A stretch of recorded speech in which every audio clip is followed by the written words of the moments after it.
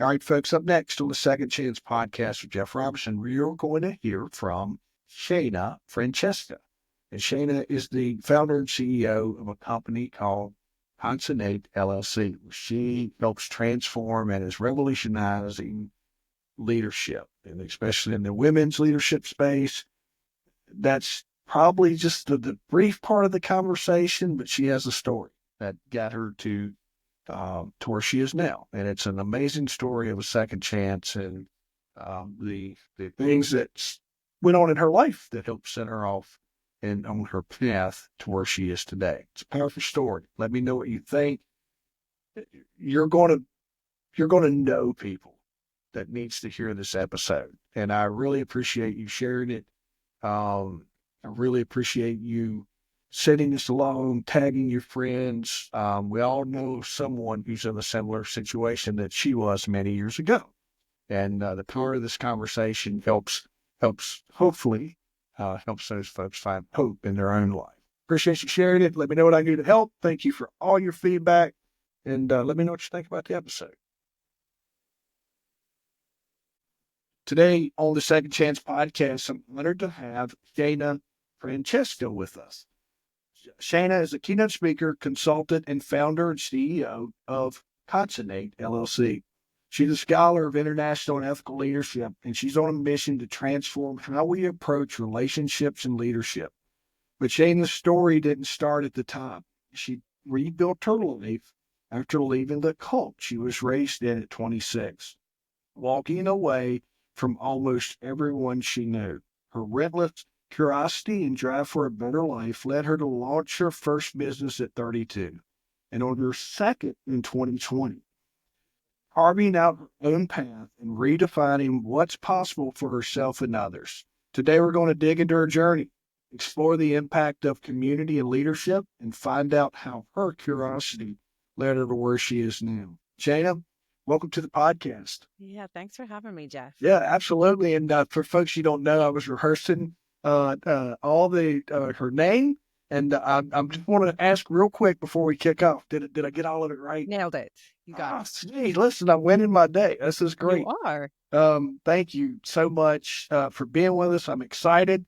I don't know whether you're familiar with the Second Chance podcast, but you're not my first cult survivor that's been on here, and I'm interested to learn more about that. But your journey began with a drastic break from the life you knew at 26. And can you describe the moment you decided to leave and what emotions you faced during that time? Yeah, absolutely. When you grow up in high control environments, whether that be your home life or a high control religion like I did, both for me, you very quickly realize that who you are, your authentic self, is not safe. And I think every single one of us knows that feeling at some point in time in our life. Who you are is not safe. That if you were your authentic self, people might reject you. But in my case, it was pervasive, right? It wasn't just a room I could leave. It was my home life. It was just to paint a picture, right? I went to the school that was part of the cult, right? So I was there Monday through Friday, and then we went to services 3 times a week, at least, minimum. There were chunks of time throughout the year that we were there 3, 4, 5 days a week. And then my home life was high control, right? So there was no place in which I was safe to be myself. And at some point in time, I was just like, I have the right to be myself. And I actually don't need anyone's permission. And I'm tired of pretending like I do. And so when my father left my mom, it opened up the opportunity for me to be able to leave and know that my family was safe and could now seek their own healing, and that I could now live my own life on my own rules and establish what those rules were. Right? Yeah. You know, who do I want to be? How do I want to show up in the world? Who do I want to surround myself with? What do I want to be able to experience, and how? And so it began the journey of me, of self-discovery, of healing, but also asking myself, what exactly is relationship? What is ethical and healthy relationship? What is healthy and ethical leadership? how exactly do those things really show up? Because I don't have any models for that. And so, that began the last 14 years of research on my part that now led to what I do, right? Yeah. Which is, to talk to people about leadership and relationship and the connection between those two things. So to help fill me in, because my own curiosity gets in the Yeah. way of my questions sometimes. It's that you're born into this and you don't know any other way of life. Was there my friend Manti would tell me, he's like, there's just a moment when he was 21. He was like, because my friends will ask me, well, Yeah. what's a question you'd like to ask someone that was in a cult? Like, why was you in a cult? They don't know they're in a cult. Yeah. No, you don't know you're in a cult. You Yeah. do know that the environment around you expresses itself. Yeah. Like, that there's things around you that are not healthy, but you also assume that the whole rest of the world is like that or worse because you're taught to fear everything outside of what you know. And so you assume it's worse. Even if it looks better, you're told that those people are faking it, Yeah. that it's not real, right? And that those people are going to hell, even though they look happy, they're going to go to hell. And you feel miserable, but you're going to go to heaven. And so it's okay for you to be mistreated in this life and for you to live miserably because you're going to have a reward in the next one. And at some point in time, I was like, but why can't we have both? Why can't we actually be happy and experience joy and connection in this life and in the next? And that just started a whole conversation, but I wasn't actually born into it. And neither my parents didn't actually grow up into it. My dad brought us into it when I was about 5, 6.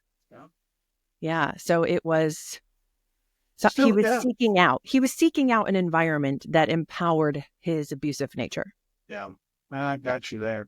Yeah. I really, like I said, I don't, I always think about, like, when we hang up the call, like, I really wish I'd asked this because my own curiosity will get the best. I mean, it's, especially your art. Like, all right, so during this time, and I want to paint this picture of school. Most people go to school until they're 17, 18 years old. They go to college, and you find this realization at 26. Were you able to take advantage of traditional schooling or education or anything? Yeah. Well, I mean, I went to the private school that was part of the church. So there's still things that other people have probably learned in school that I didn't learn. Yeah. We only covered the basis of what was on like standardized tests, and everything else was it was all through that very religious lens. But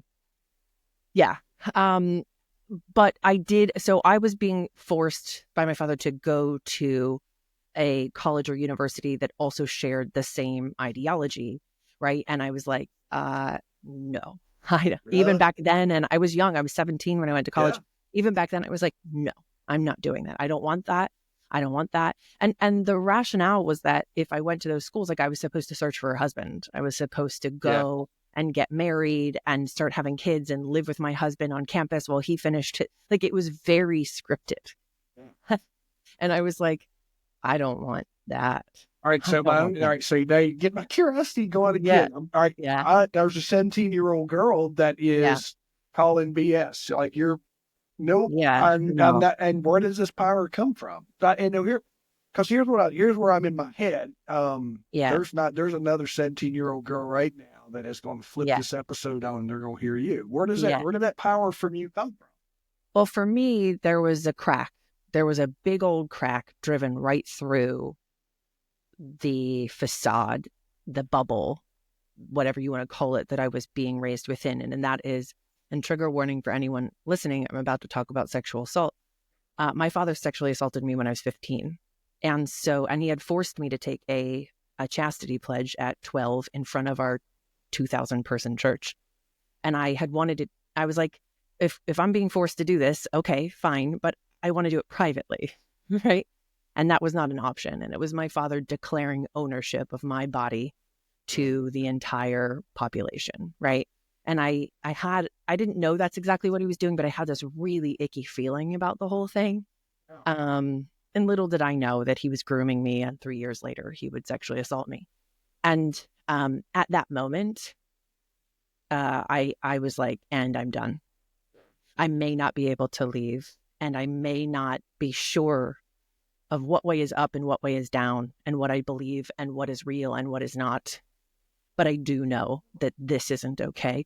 And the church/cult hid it when they were informed. When I told them, they are mandated reporters and they did not go to the police. They hid it and they protected him, and he wasn't the only person they were protecting. Yeah. And it was pervasive, right? There was many families within that organization that were that the husbands were beating their children, to the point that they were like beating their children until their children would cower on the ground, and then they would kick their children. And there was documentation of this.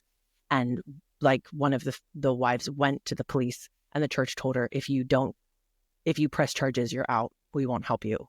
Like, like that kind of, right? And so the cracks were showing, right? And I didn't know how to leave. People were like, okay, but you could walk out the door. Sure. But to what? To whom? How? Because I didn't have any money. I didn't have any understanding of, like, we didn't live on a property, right? Like, we had a house somewhere, but I didn't have any close relationships with any of my neighbors. I knew them by name, but I couldn't go to them and be like, can you help me escape this? They'd be like, no, go back home, right? Like, they didn't know what was going on. And we didn't have close relationships with our family because of how my father behaved. It isolated us from our family. And we didn't have any close friends that were outside of the organization because, again, the harsh ideology. So there was no leaving. So when I had the opportunity to declare, I don't want this, I also had to be very crafty. And so I had to choose a degree that was quote unquote gender appropriate, that was not offered at the college that I was being required to go to. And so I went to school for interior design, and that was like going to art school. I went to Philadelphia University, which was previously the College of Textiles and Sciences, which was part of the Philadelphia Museum of Art and was founded as part of the Philadelphia World's Fair. And so I was happily found myself surrounded by artists and by a whole bunch of people who, I don't mean this callously, they didn't care about my story. They just accepted however I showed up and the mess that I was and the craziness that was going on in my head and the strange questions I would ask. And they just, they were also college students themselves. So they were trying to figure out their lives and their adulthood. So it was all very messy, but that was the beginning of me being able to figure out how to lay claim to my own life. And then when my father left, it was like, okay, we're out. I'm out. That's, I don't have to speak to those folks that are listening. Listen, that's a big deal. And I did public safety earlier in my career, in my life. Started when I was a kid, and we would see that where you would go into a house, and this poor lady she'd been beat pretty bad. Yeah. And, we did all the things we were supposed to do, and we separated and arrested and put protective orders in place. And when we got to court, she meets me outside and she goes, "Thank you for everything that you've done for me, but I'm not testifying today because I love him and he's my source of income and I've got to have him to raise my kids." And you're exactly in that situation, and that is a repetitive. It is. So there, folks, let me tell you, man. People, I just want to interrupt and just say one thing. Yeah. People don't have any concept of the fact that when you leave is when you are most likely to be murdered by your abuser, because they have lost control over you. Yeah. So you cannot just walk away. Yeah. You have to spend an exorbitant amount of time figuring out how to create another life that they won't have access to, and build community. And you can't just build community around yourself overnight. It takes time to learn who to trust and to trust yourself, and your nervous system is completely dysregulated. You most likely have PTSD, and that is not just a psychological thing. It's a physiological thing, right? And so it's much deeper than people are willing to accept or understand, because I think they're just like, well, I would leave. No, you wouldn't actually. Yeah. You wouldn't, because you would know you were going to die. Yeah. If you did, you would know. You would feel it in your bones. I mean, there was times that I literally had to take my father off my mother because he was suffocating her to death in front of my face.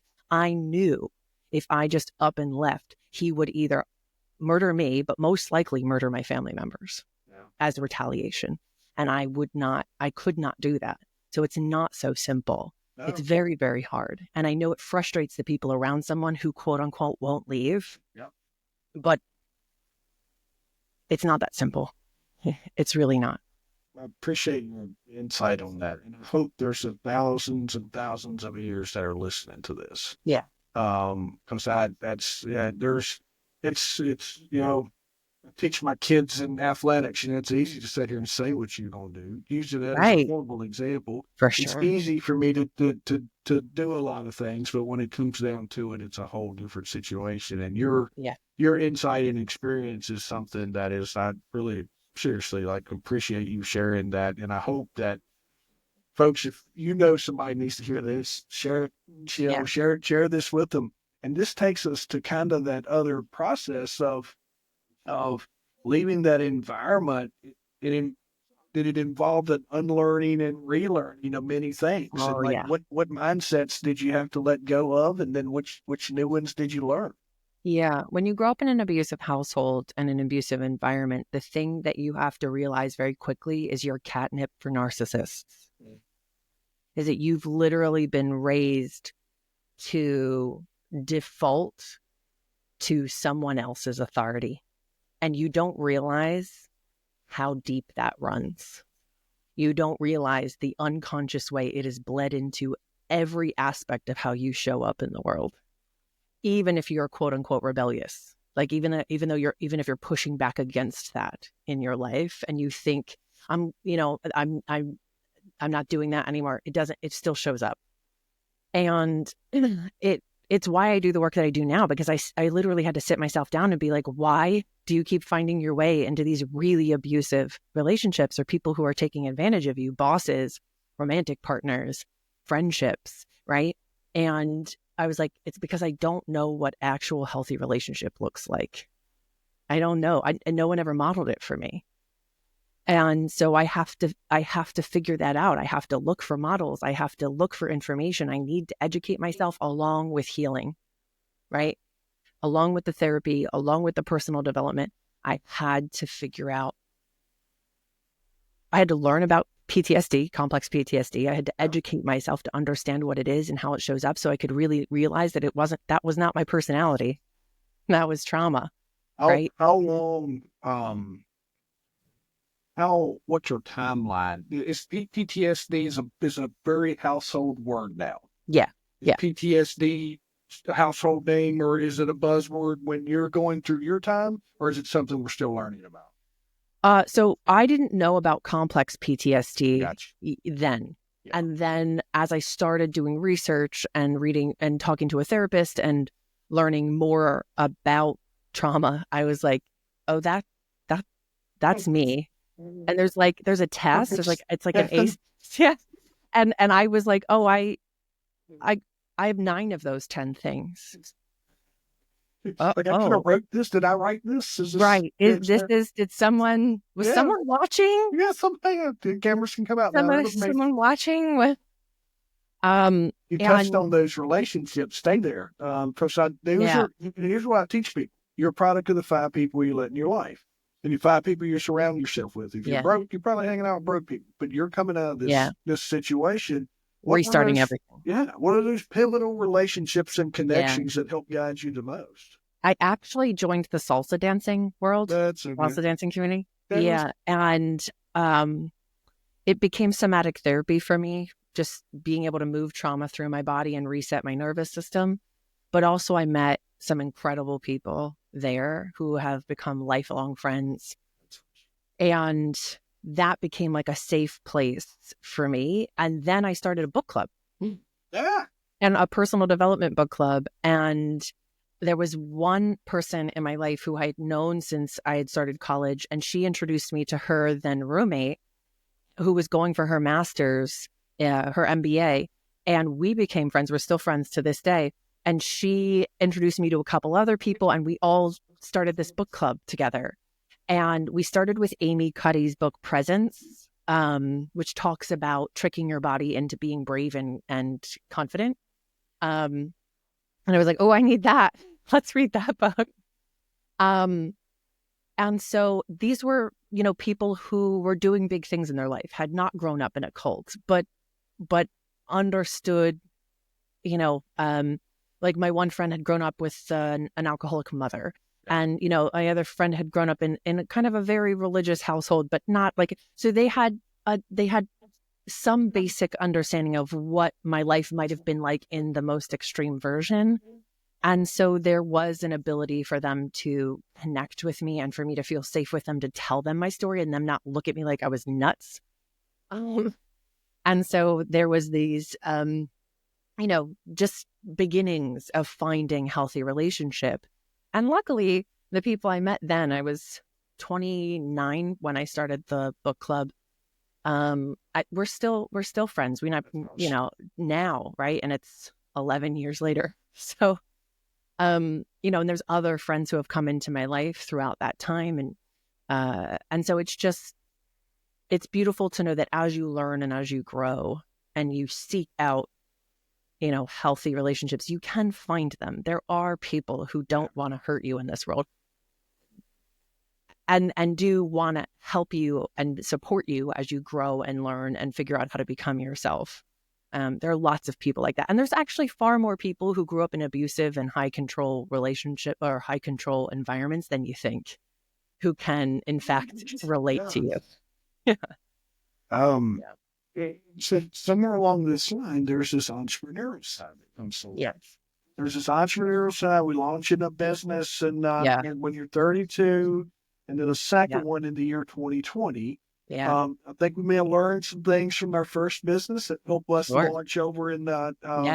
But I'd love to hear about your business adventures. And was that, I think the best way I like to kick it off is, where did that influence come from? And then just kind of walk us through what that looked like for you. Yeah, I knew that I didn't want to work for other people forever. I knew that wasn't the right path for me. I always knew I was going to start a business. I had like 4 businesses when I was a kid. So I always knew I was going to start a business. And including like snow shoveling and like lemonade stand and a bracelet making business. I had all these different businesses and my babysitting business, all of these different businesses growing up. I actually babysat for kids with all kinds of medical needs. So like IBS, juvenile diabetes, like sleep apnea, like all kinds of things, right? Colic. And so I knew that I could be great at whatever it is I wanted to do. And I was like, look, for work, I do commercial interior design, but that's work. And a lot of people had started coming to me and asking me if I would work on their homes. And I was like, I don't know if I want to do that. It seems like, it's very personal. And I don't know if I want to get involved in people's business. When you renovate people's homes, especially if they're married, and especially also if they have kids, it is a very personal, very disruptive moment. Even more than like moving, it's kind of a sort of death to people. Like the comfort of the familiar is dying away and we're going to create something that you love, but your nervous system isn't okay. It's very disrupted during that moment when I'm tearing apart your home, right? And as it comes back together, I can see people calming down and like really connecting to it and like, oh my God, yeah, right? But it's a very intense process. And I had never actually expected to be an interior designer. I just chose it because it's what I had. That's what I needed to choose to be able to not go to the, right? Remember that? Yeah. And it's not that I wasn't really good at it and learned to love it. It's just, it wasn't the bigger story, right? And all this time I was still doing research on leadership and relationships. And I was having these conversations because I was working with like judges, lawyers, business owners. Like I'm doing all kinds of projects from restaurants, their business offices, all kinds of stuff, right? And we're having these intense like coaching type conversations, like who do you want to show up as a person, as a leader in your home? What kind of community are you building? What kind of connections do you want to facilitate? How do you want to be seen inside of these spaces? How do you want to feel when you enter your home? There was these bigger conversations happening, right? More than just what do you want your house to look like, right? And so that started taking up more and more of the conversation, right? I noticed that these conversations were happening more and more. And I started doing group coaching, and I did it for like 2.5 years around showing up courageously in your own life and in your own leadership. And after working with like 100 people, I was like, oh, there's something here. And I'm actually really, really good at this. And then I started getting asked to speak and so on and so forth. And then I really dove headlong into my research. And I was like, this is the next iteration. I don't need, being an interior designer is great and I love it, but that's not what I would have chosen for myself had I had the option. I probably actually would have been a lawyer or a linguist. But, you know, in that moment, I was able to then realize that I had this powerful story that really made clear why I was so passionate about relationships and leadership, and gave me this very unique lens. And no one was talking about leadership the way that I was. And everyone started pointing that out. And then I started getting on podcasts, and then I started getting asked to do more speaking. And now here we are. My main income is public speaking. Yeah. Yeah. So that became business number 2. You know, interior design, did that for a bunch of years. 2 years ago, I stopped accepting new interior design clients, founded Concinnate, or 4 years ago. Oh man, I founded Concinnate 4 years ago, stopped accepting interior design clients, and then transitioned to public speaking full time. Man, that's too cool. And I think when you look at the way you put your interior design, I've heard people talk about kids that come from poverty that are good in sports, and they've got to make it. Like there's no option. That's their gateway to out of poverty is for them to succeed in athletics. And your gateway out of your situation at the time was to be the best dang interior designer you could be, right? Yeah. So that's I think you figured that out pretty quick. Yeah. You talk about the power of community and how it can transform organizations. How did your personal experience shape your understanding of creating and fostering this ecosystem that you teach on now? Yeah, that's a really good question. I think for many of us, relationship isn't really something we're like taught as much as it's modeled for us, right? Like no one sits us down and is like, this is how you show up in relationship, and this is how you identify if somebody, you know, maybe they do that. But for me, and a lot of people I know, no one ever did that for them. They just kind of figured it out by looking at the adults around them, which isn't always the healthiest option. Yeah. Horrible examples sometimes. Right. But also we're like all just trying to figure it out. Right. And sometimes it's really messy and unclear, and we're viewing it through our own perceptions. And so I was like, you know, what exactly is relationship? And at some point in time, I figured out, well, I think pretty much everything boils down to relationship. All life on Earth exists because of relationships between all living things. That's an ecosystem. It's reciprocity built in between all living things, right? That's good. And when I realized that, I was like, so if an ecosystem is a representation of life, right, and it's built on reciprocity, then in order for our human relationships to be full of life, they also must be full of reciprocity. But what exactly does that mean? Like, what exactly does that mean? And how do we show up to establish, right? It's not just like a give and take. It's not like a trading thing. It's not like a tit for tat thing. What exactly leads us to understand the kind of reciprocity that's necessary for that particular relationship? Because every relationship is unique. Oh, right. It's curiosity. And I define curiosity as the desire to know someone or something as they are, not as we want them to be. Right? And that's the key, is we have to recognize our own perception, our own way of interacting with the world. The way that the world perceives us versus someone else will be very different, which will also shape how we interact with the world, right? And so we need curiosity to get to know someone's boundaries, desires, dreams, so on and so forth, right? Establishing a relationship with someone is like like consistently being invested in having expertise in that person, right? Which requires us to consistently be curious. And I don't mean pepper people with 21 questions. I just mean be consistently invested in better understanding who they are, especially as they grow and change and move through the world just the way that we do, right? We do the same thing, and we want people to accept who we are now, not who we were 10 years ago, right? And then I realized, wait a second, and this is just through my research. This isn't just like observation. It's also like understanding different people's stories and research and leaders and understanding their cultures. And I started to see these connection points, right? And the most successful organizations always came back to, whether they used different language or not, it was always curiosity, respect, and accountability, right? Some of them would call it like devil's advocacy, so on and so forth, right? Always having somebody who would be counterbalancing the opinions in a room, so you're not, pressed into groupthink or confirmation bias or any of these things. But then I realized, okay, our curiosity has to be balanced out by respect, because, okay, I could be curious about who you are, right? And pretend we're in real life. And I'm like, oh, what kind of watch is that? And I just like pluck it off your wrist. Well, that's me being curious, but also it's not exactly respectful. Right. And so we also have to take a moment to recognize that just because we're curious doesn't mean that someone else has an obligation to satisfy our curiosity, right? Yeah, great point. Right?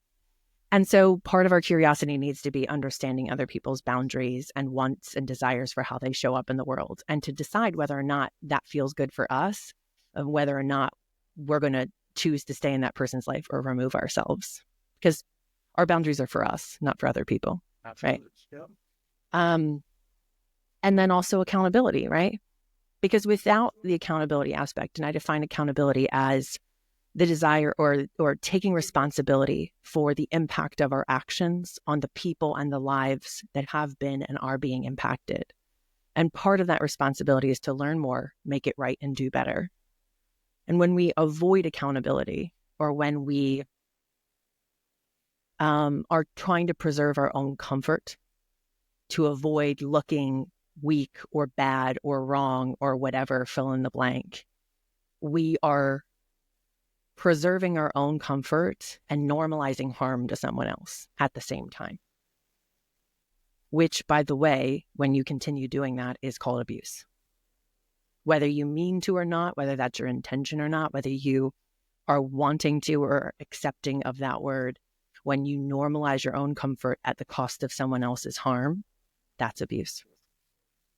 So, it's a really important aspect for us to remember in relationship that there are these vulnerable moments. And when we practice accountability in the small little things, it makes it so that we don't have really big, nasty things to take accountability for, usually, right?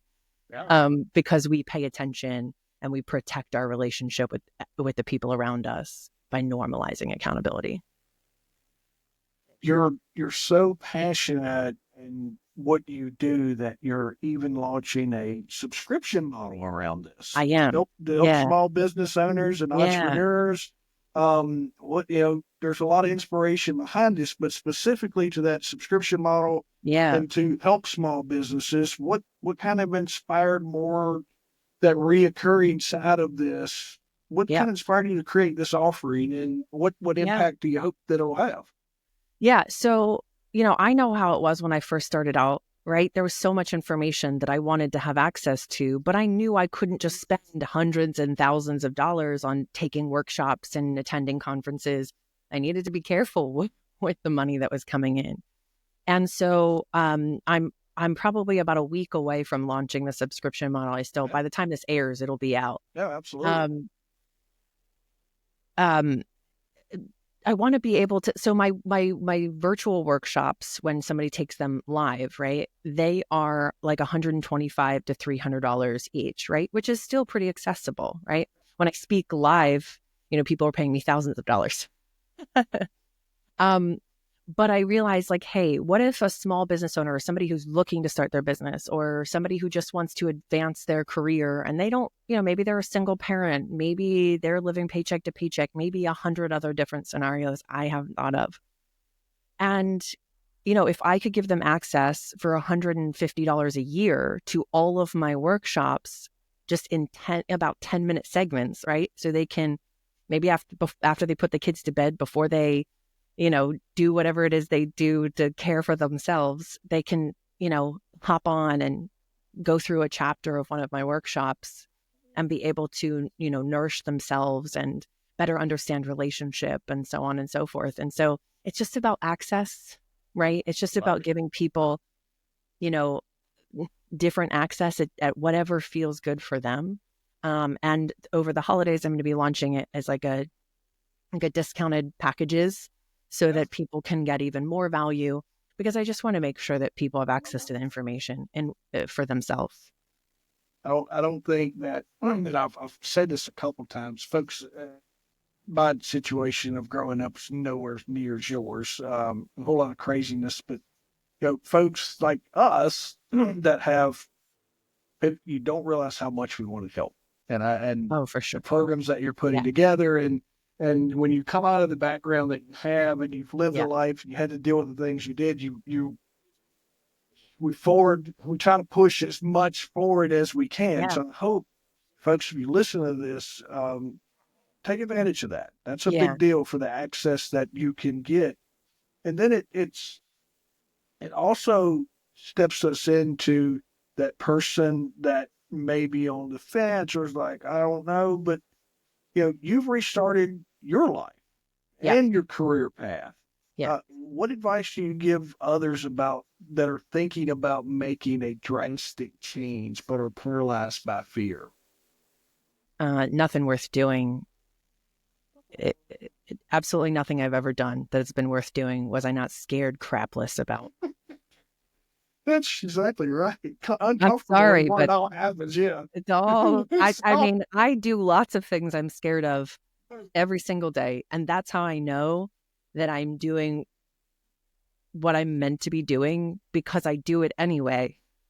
I do it anyway, right? I stand in front of hundreds and thousands of people, and I'm like, this is my framework. It's entirely my work, entirely my research. I'm not repackaging someone else's work, or it's all like my lived experience and my what I've learned. And so it's so vulnerable. But I do it anyway because I see the impact all the time, and I knew it would be impactful all along. I just knew I needed to hone the language. I needed to refine the concepts. I needed to get there. And I did that through a variety of things: researching, learning, having conversations with the people around me, being on podcasts, right? Just constantly practicing my craft over and over again. But I was scared the entire time, and I did it anyway. And, I think the thing is, you have to get people around you. I'll add to that. We're just getting to know each other right now. We open this conversation up, and sometimes you're like, I don't know what's going. There's a little bit of nervousness and a little bit of. We don't know what's going to happen. We never met each other before, and we're fortunate that it sounds like we both like to talk. So it's there's a connection here, right? But think about just something as small as that, folks. This is. There's always that amount of uncertainty in everything. But find people who believe in you. And what I mean by that, and people are like, well, how? Right? Because people say find people who believe in you, but they're like, where are these magical people? Well, go and participate in things. There are usually free events at your local library. Go and meet other people that are in your community. Go to a couple of networking events a month. If you're a woman and you want to start a business, look for your local NAWBO, NAWBO chapter, right? It's a National Association of Women Business Owners, right? Go and find spaces where people are, where you can find support for who you want to show up as in the world, who can help you get to that next step, who can help fill in the gaps that exist, that you like, I'm taking steps, but I don't know if I'm headed in the right way, and I don't know what the next step is. Find people, right? Take a dance class, or, I don't know, join your local community theater or whatever it is. There's all kinds of ways that we can find and build community around ourselves based on our, what we can afford, right? The library's free. Your local community theater is free. right? So there's ways that we can build community around ourselves that we can then recognize, okay, there are other people in the world who aren't doing exactly the same thing I am, but trying to do pretty big things too. And we can support each other along the way, because it's one thing to do something when you're afraid and have to do it by yourself. You're very unlikely to succeed when you're doing something on your own. You are going to be exponentially more successful when you have a community of people around you. So find and build that community first, and then start taking those steps. Relationships and reputation, two things I think is just really big in business. Yep. I mean, Carrie, if you take that business hat off, put your personal life hat on. Yes. Relationships and reputation, Yep. is absolutely key. How has your perspective on intentional and ethical leadership evolved since you first began as a keynote speaker and consultant? Gotten bolder. At first, I thought people are going to hate this. Like, I'm right, but people are probably not going to want to hear what I have to say. And then I kind of just started testing the waters through podcasts, through unpaid speaking engagements. And people are like, this is exactly what yes, no one's talking about leadership the way that you are, and we need more of it. And I'm like, okay, yes, right? You don't build confidence and then do the thing. You build confidence while you're doing the thing. Yeah. While you're doing the thing. It takes courage to take those first steps, but you build confidence along the way as you hone your craft, and you only get better. Like, Michael Jordan wasn't Michael Jordan in high school. Wasn't he not even picked for his high school basketball? He got cut. Yeah. He got cut, right? And now, arguably one of the greatest athletes of all time, right? He didn't get there overnight, and he didn't have, I'm sure, the confidence that he has now as a high schooler, right? Yeah. He built it over time by being dedicated to honing his craft. And he knew when he honed his craft that he would find a way. And so that's what you need to do. You need to focus on honing your craft and building community, and you will find the courage along the way. I do some open mic. I like to speak as well. And I was working on a closing for some mental health stuff. I do some comedy. Just to get ready, right? It's fine. You can tell some jokes, get some laughs. Sometimes they don't laugh. Sometimes they, that's not good. Right. But I was working on a closer, and I was thinking, I was using to thank the guy that spoke there last year. It gave me a lot of confidence. And I was working on a closure that I put there, and I was just speaking to the audience. Man, I got choked up. I got emotional. And I was like, it's supposed to safe space is what we say when we opened up. Yeah. And I was standing there in front of the mic, and I was like, it's not, they was clapping, everybody's clapping. I was like, it's a safe space, right, folks? Hold on. Just let me get myself together. Yeah. And I came home and I was telling my daughter, I was like, I'm the only guy that's probably gotten choked up at comedy this week, but it was, it was good great. though. Yeah. It's good. Like you gotta practice in your craft, and you're going to fail. Yeah. We're all human. Yeah. And there's something so courageous about being human. Yeah. And I don't mean being performative about it. I mean just actually being human. And that's why people connected to you, because you were just being yourself in that moment, right? And that's the thing, that I've learned is, like, being ourself is a superpower.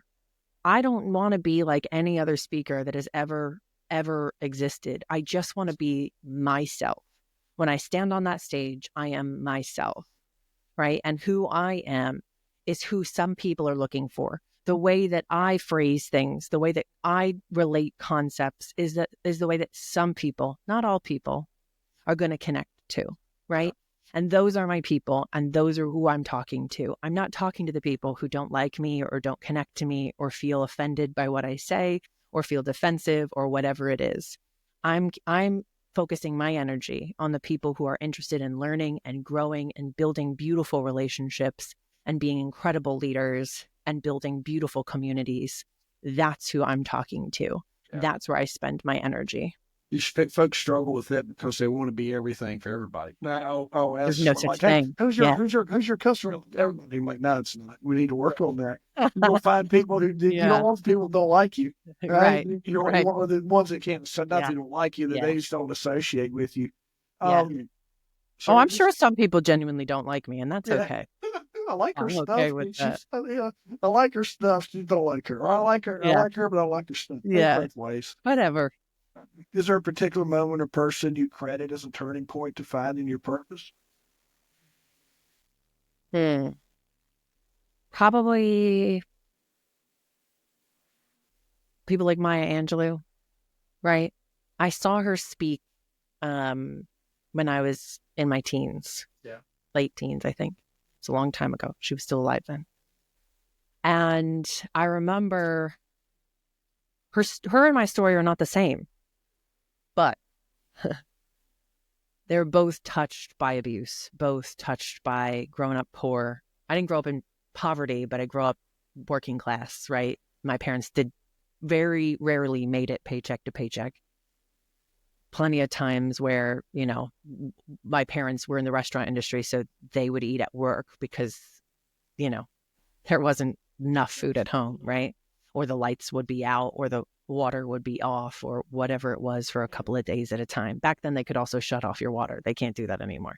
I'm older than I look. We're And probably so not too far apart because I grew up I'm similar. 40. I just turned 40. I grew up similar to Yeah. that, those things, those little moments Yeah. of, So, when Maya Angelou has this quote and it sits behind my desk, so I'm staring right at it. And she says, "You're only free when you realize you belong no place. You belong every place, no place at all. The price is high and the reward is great." And I was like, "Oh, that's it. I've never felt like I belong, and yet I belong every place I decide I belong." And at the end of the day, Maya Angelou also says, Maya belongs to Maya, right? Shana belongs to Shana. I belong to me. And it's one of the most powerful things when you can sit back and realize you belong to yourself and nobody has authority over you that you don't give them. You just have to be willing to deal with the consequences. yeah, Right?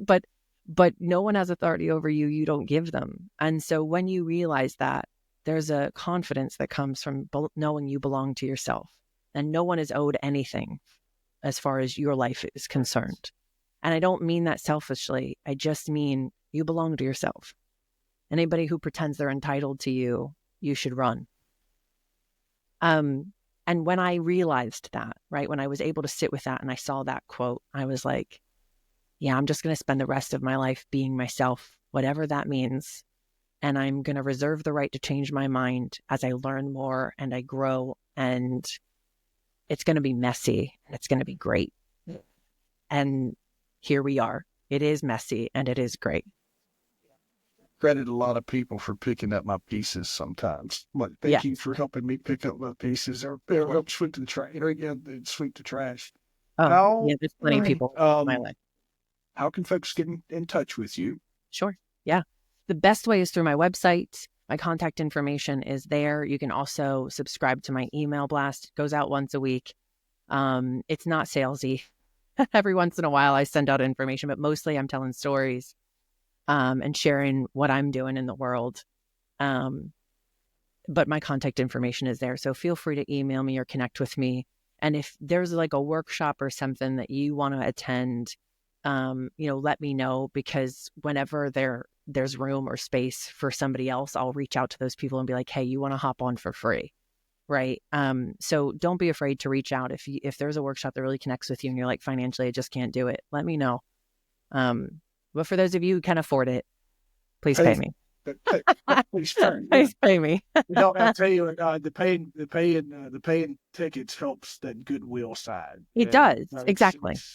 Then if you're unsure of how to help people, if you're like throwing your hands up and you've heard this and you're like, man, this spoke to me, one of the things you can do is buy this lady's programs and let her help support the folks that maybe, or it just like I do, there's somebody in your situation like you were many years ago that's trying to get at. What is the website, real quick? Yes, I'm sure it'll be tagged in the show notes, but it's www.concinnate.world. .world, not .com. And then, is there an ideal client that you say, hey, if you fit in this box, so make sure you're connecting with me, or does it matter? So, so many different types of people connect with me. I can see that. This would be easy. I know. Yeah. A lot nonprofit to for-profit to conferences that are focused on personal development to, so really a wide variety of people hire me. So yeah, when it comes to clients, I'm always looking for, a conference that's looking to hire, or an organization that has an annual conference. If you know of them and they're looking for speakers, most companies are planning their annual conferences for next year right now. So I'm already booking out till the end of May already for next year. So let me know, because funny enough, February, March, and May are not booked completely yet, but they're almost there. But no one has hired me in April. So if you if you have any needs for April, please hit me up. April's just completely wide open. Flabbergasted, but it's completely wide open. So let me know. Or June. June is also wide open. June and April. That's too funny. Yeah. Listen, I can't thank you enough. Hope this is the first of many conversations I'll get to have with you, because you have this drive and you have this, I was thinking of the word infectious, and you have this infectious personality that it's easy to get to know of. You're one of the most, I thought I was easy to talk to. You're absolutely one of the easiest conversations and you are, whether you like it or not, you can relate to the thousands and thousands of little girls that are out there that you are inspiring. I'm father of a 12-year-old. She leans in hard on my mind when we start talking about those stories, and of just how much that is, and the other kids that are out there that are doing stuff, and young adults, and wherever you are in your life, wherever you are in your just know that, man, this lady here is absolutely living proof that your situation is not forever, and you can change it. You can put your foot down and you can start over today the right way, like we said when we were talking about to begin with. But I appreciate you, and I can't thank you enough for spending a few minutes with us. And absolutely. Let me Thanks for having me. Yeah.